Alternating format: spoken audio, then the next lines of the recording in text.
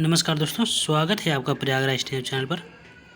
संपादकीय से लिया गया मैटर है, ध्यानपूर्वक लिखिएगा। 90 शब्द प्रति मिनट की गति से बोला जाएगा।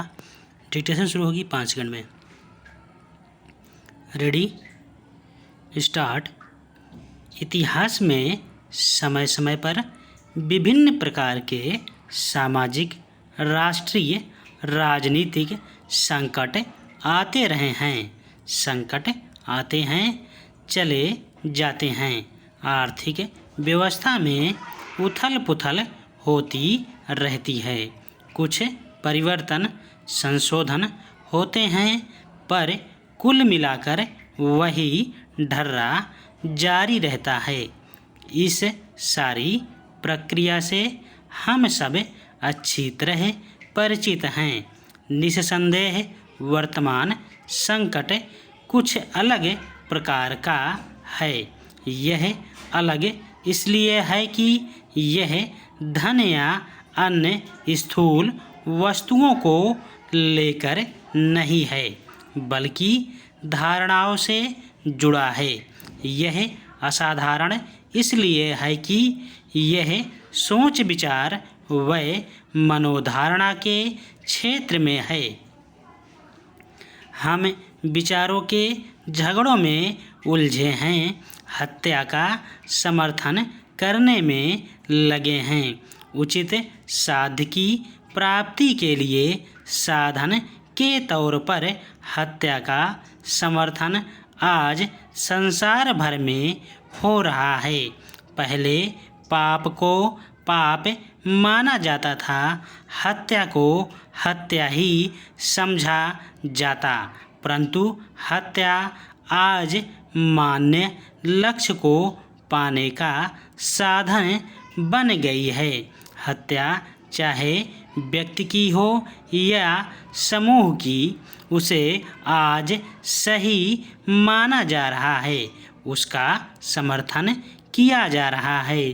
अर्थात हम भविष्य के लिए वर्तमान का बलिदान कर देते हैं, और जब तक हमारा घोषित प्रयोजन एक ऐसे लक्ष्य को प्राप्त करना है जिसे हम मनुष्य के लिए कल्याणकारी मानते हैं, तब तक हमारे लिए इससे कोई अंतर नहीं पड़ता कि हम कौन सा जरिया इस्तेमाल करते हैं।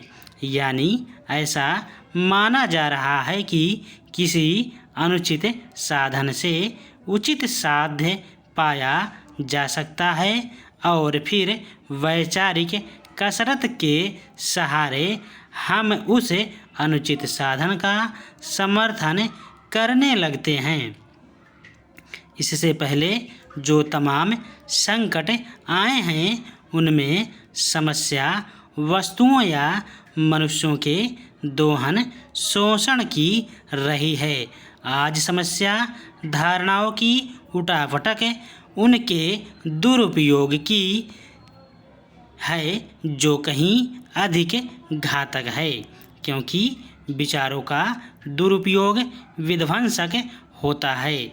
हमने अब प्रचार की शक्ति को जान लिया है, और यही सर्वाधिक भयावह संकट है।